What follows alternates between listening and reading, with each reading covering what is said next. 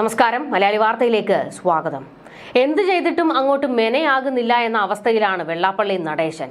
വെള്ളാപ്പള്ളി നടേശൻ എവിടെ പരിപാടി അവതരിപ്പിച്ചാലും അത് വലിയ ട്രോളിലാണ് കലാശിക്കുന്നത്. ഇപ്പോൾ വെള്ളാപ്പള്ളി നടേശന്റെ ഒരു വലിയ ദുഃഖമുണ്ട്. തന്നെ കള്ളു കച്ചവടക്കാരൻ, മണ്ടൻ, പള്ളിക്കൂടത്തിൽ പോകാത്തവൻ എന്നൊക്കെ പറഞ്ഞ് ട്രോളുന്നുണ്ട്. ഇത് എനിക്കങ്ങോട്ട് ദഹിക്കുന്നില്ല.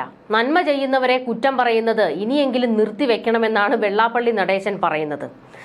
ഞാൻ ഒരുപാട് നന്മകൾ ചെയ്യുന്നില്ലേടെ, ഇനിയെങ്കിലും എന്നെ ഈ ട്രോളുന്ന പരിപാടി ഒന്ന് നിർത്തിക്കൂടെ എന്ന് വെള്ളാപ്പള്ളി നടേശൻ താഴ്മയായി ചോദിക്കുകയാണ്. പിണറായിക്ക് മുൻപിൽ വലിയ ഒരു പരാതിയും വെച്ചിട്ടുണ്ട്. തന്നെ ഇങ്ങനെ കള്ളുകച്ചവടക്കാരൻ എന്ന് പലയിടത്തു നിന്നും പരിഹസിക്കുന്നുണ്ടെന്ന്. ആരടാ നന്മമരൻ നടേശനെ കളിയാക്കുന്നത് എന്ന് ഇനിയിപ്പോൾ പിണറായി രംഗത്തേക്ക് ഇറങ്ങി വന്ന് ചോദിക്കും. വേണമെങ്കിൽ ആഭ്യന്തര വകുപ്പിന്റെ മുഴുവൻ പവറും ഉപയോഗിച്ച് വെള്ളാപ്പള്ളിക്ക് സുരക്ഷയും ഒരുക്കും. ഏതെങ്കിലും ഒരുത്തൻ സൈബർ ഇടത്തിൽ വെള്ളാപ്പള്ളിയെ ഊഞ്ഞാലാട്ടിച്ചാൽ ചോദിക്കാൻ പിണറായിയുടെ പോലീസ് ഇറങ്ങും. ഇപ്പോൾ പോലീസിന്റെ പണി അതൊക്കെയാണല്ലോ. ഇനിയിപ്പോൾ സുകുമാരൻ നായർ പറയുകയാണ് എനിക്കെതിരെയും വിമർശനങ്ങൾ വരുന്നു എന്ന് വല്ലതും പറഞ്ഞാൽ അവിടെയും പിണറായി വേണമെങ്കിൽ പോലീസിനെ ഇറക്കും. ഇപ്പോൾ അതാണ് അവസ്ഥ. എന്തായാലും NSSന്റെ സുകുമാരൻ നായരെയും SNDPയുടെ വെള്ളാപ്പള്ളി നടേശനെയും ഒക്കെ സംരക്ഷിക്കേണ്ടത് ഈ തെരഞ്ഞെടുപ്പ് കഴിയുന്നത് വരെ പിണറായിയുടെ ആവശ്യമാണ്. അത് ഭംഗിയായി ഇനി പിണറായി നടപ്പിലാക്കും. സൈബർ ഇടത്തിൽ വലിയ ട്രോളുകളാണ് വെള്ളാപ്പള്ളി നടേശനെതിരെ വരുന്നത്. അതായത് ഈ സർക്കാരിനെ പിന്തുണച്ച് ശബരിമല വിഷയത്തിൽ നിൽക്കുന്നത് കൊണ്ട് തന്നെ ഈഴവ ഗ്രൂപ്പുകളിൽ നിന്നും വെള്ളാപ്പള്ളിക്കെതിരെ വിമർശനങ്ങളും ട്രോളുകളും വരുന്നുണ്ട്. ഈ മണ്ടനെയൊക്കെ സംഘടനയുടെ തലപ്പത്ത് കൊണ്ടിരുത്തിയവന്മാരെ പറയണം എന്നൊക്കെയുള്ള തരത്തിലേക്കൊക്കെ അതിരുവിട്ടു പോകുന്ന സൈബർ ആക്രമണമാണ് നടക്കുന്നത്. ഈ ഘട്ടത്തിലാണ് വെള്ളാപ്പള്ളി നടേശൻ ഇപ്പോൾ തനിക്ക് നേരെ നടക്കുന്ന ഇത്തരത്തിലുള്ള പ്രവർത്തനങ്ങൾക്കെതിരെ പരാതിയുമായി രംഗത്തേക്ക് വന്നിരിക്കുന്നത്. ഗുരുവിനെ ഈഴവനാക്കി ഒതുക്കിയെന്നും അല്ലെങ്കിൽ വിശ്വഗുരുവായി അറിയപ്പെടുമായിരുന്നുവെന്നുമാണ് SNDP യോഗം ജനറൽ സെക്രട്ടറി വെള്ളാപ്പള്ളി നടേശൻ വ്യക്തമാക്കുന്നത്.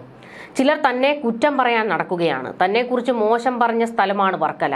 പറഞ്ഞിട്ടും താൻ നന്നാവാത്തത് കൊണ്ട് പറച്ചിൽ അവരങ്ങ് നിർത്തി. ഇപ്പോൾ അവരെ ഒന്നും കാണാനേ ഇല്ല എന്നും വെള്ളാപ്പള്ളി നടേശൻ പറയുന്നു. സർക്കാരിന്റെ അടുത്ത ആളായി മാറിയിരിക്കുകയാണ് വെള്ളാപ്പള്ളി നടേശൻ. പിണറായിയുടെ കാറിൽ, സ്റ്റേറ്റ് കാറിൽ വന്നിറങ്ങിയതോടുകൂടി തന്നെ വെള്ളാപ്പള്ളിക്ക് ഗമയൊന്ന് കൂടിയിട്ടുമുണ്ട്. ഇപ്പോൾ പിടിച്ചാൽ കിട്ടാത്ത അവസ്ഥയിലുമാണ്.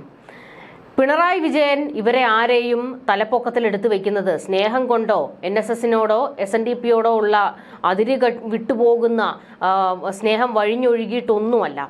നിയമസഭാ തെരഞ്ഞെടുപ്പ് വരാൻ പോകുകയാണ്. ഇത് മുന്നിൽ കണ്ടുകൊണ്ട് തന്നെയാണ് പിണറായി ഈ കളിയെല്ലാം കളിക്കുന്നത്.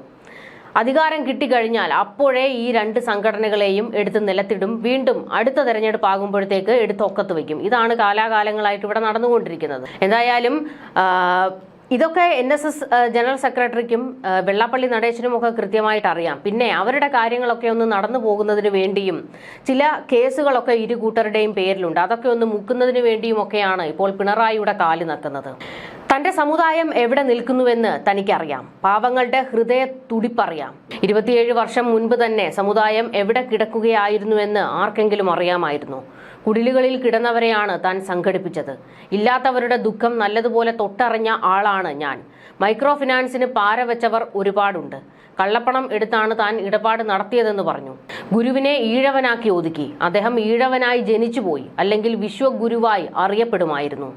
ജാതി പറയുന്നവനാണെന്ന് തന്നെ വിമർശിക്കുന്നവരുണ്ട്.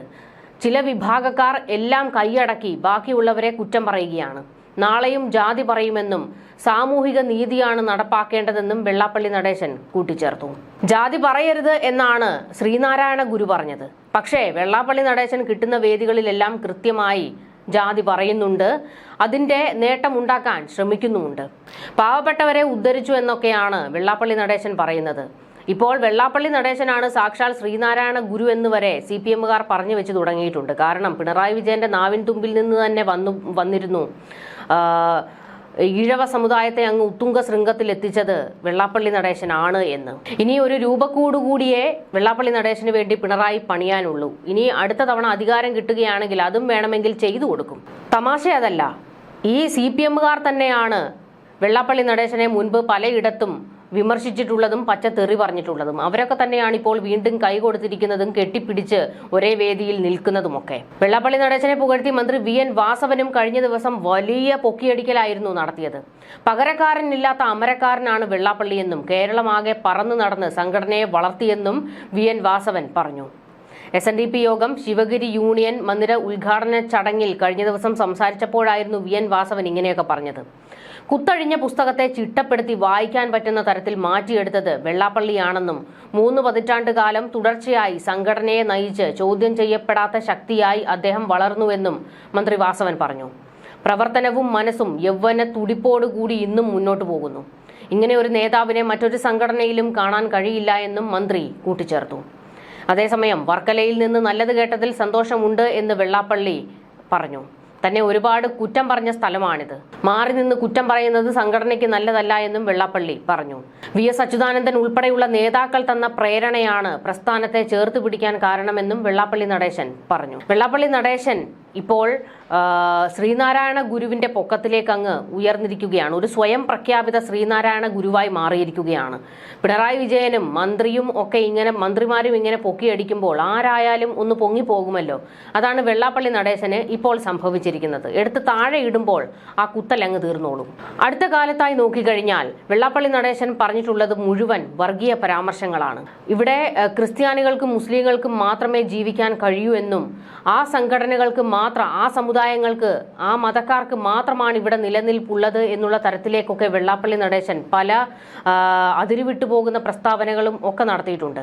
ഈഴവരെ മുഴുവൻ വെള്ളാപ്പള്ളി ഉദ്ധരിച്ച് അങ്ങ് വലിയ ഉന്നതിയിൽ എത്തിച്ചു എന്നാണ് ഇപ്പോൾ മന്ത്രിമാർ ഉൾപ്പെടെ പൊക്കിയടിച്ചുകൊണ്ടിരിക്കുന്നത്. എന്നാൽ ഇന്നും ദുരിതത്തിൽ കഴിയുന്ന എത്രയോ പേർ ആ സമുദായത്തിൽ കിടപ്പുണ്ട്. അവരെയൊക്കെ ഉദ്ധരിക്കണ്ടേ? അതോ ഒരു വിഭാഗത്തെ മാത്രം സമ്പന്നരായ കുറച്ചുപേരെ വീണ്ടും അതിസമ്പന്നരാക്കുന്ന നിലപാടാണോ വെള്ളാപ്പള്ളിക്കുള്ളത് എന്നുള്ള വിമർശനവും വരുന്നുണ്ട്. പിന്നാക്ക സമുദായങ്ങളോടുള്ള അവഗണനയുടെ സത്യാവസ്ഥ പുറത്തു കൊണ്ടുവരാൻ 2ാം സർവ്വമത സമ്മേളനം നടത്തണമെന്ന് വെള്ളാപ്പള്ളി അടുത്തിടെ പറഞ്ഞിരുന്നു. പണ്ട് കയ്യൂക്കും സമ്പത്തും കൊണ്ട് പിന്നാക്കക്കാരെ അടിച്ചമർത്തി. ഇന്ന് വോട്ട് ബാങ്ക് രാഷ്ട്രീയത്തിലൂടെ പിന്നാക്കക്കാരെ അടിച്ചമർത്തുന്നു. ഈഴവ സമുദായം കണ്ടാലും കൊണ്ടാലും മനസ്സിലാകാത്തവരായി മാറി. വിദ്യാഭ്യാസ മേഖലയിൽ പോലും നീതി കിട്ടിയിട്ടില്ല. മുസ്ലിം സമുദായത്തിന് 4200 സ്കൂളുകളുണ്ട്. ക്രൈസ്തവ സമുദായത്തിന് 7923 സ്കൂളുകളും. എന്നാൽ ഈഴവ സമുദായത്തിന് 305 സ്കൂളുകളേ ഉള്ളൂ. പല രൂപത്തിലും ഭാവത്തിലും സമ്പത്ത് സംഘടിത സമുദായങ്ങൾക്ക് കിട്ടുന്നുണ്ട്. മുസ്ലിം സമുദായത്തിന് കുറച്ചു കാലത്തേക്ക് അധികാരം ലഭിച്ചപ്പോൾ 42 കോളേജുകളാണ് നേടിയത്. ക്രൈസ്തവ സമുദായത്തിന് 79 കോളേജുകളുണ്ട്. അവർ പണ്ട് രാജവാഴ്ച കാലം മുതലേ ഉള്ളവരാണ്. ഈഴവ സമുദായത്തിന് 18 കോളേജ് മാത്രം. സാമുദായിക ശക്തി നേടിയാൽ മാത്രമേ സാമൂഹിക നീതി നേടാൻ പറ്റൂ. നിയമസഭയിലും തദ്ദേശ സ്വയംഭരണ സ്ഥാപനങ്ങളിലും സമുദായത്തിന്റെ ആളുകളെ ജയിപ്പിക്കണമെന്നും വെള്ളാപ്പള്ളി നടേശൻ അടുത്തിടെ പറഞ്ഞിരുന്നു. ഇടയ്ക്കിടയ്ക്ക് ക്രൈസ്തവ മുസ്ലിം വിഭാഗങ്ങളെ വലിയ തോതിൽ വെള്ളാപ്പള്ളി വിമർശിക്കുന്നുണ്ട്. എന്നാൽ ഇടയ്ക്കിടെ വന്ന് വീണ്ടും പറയും ജാതിയും മതവും പറയരുത്, ഞാൻ ഈഴവരെ അവരുടെ ഉന്നതിക്ക് വേണ്ടി പ്രവർത്തിക്കുന്നു എന്നൊക്കെ പല നിലപാടുകളാണ് പലപ്പോഴായി വെള്ളാപ്പള്ളി പറഞ്ഞുകൊണ്ടിരിക്കുന്നത്. ന്യൂസ് ഡെസ്ക് മലയാളി വാർത്ത.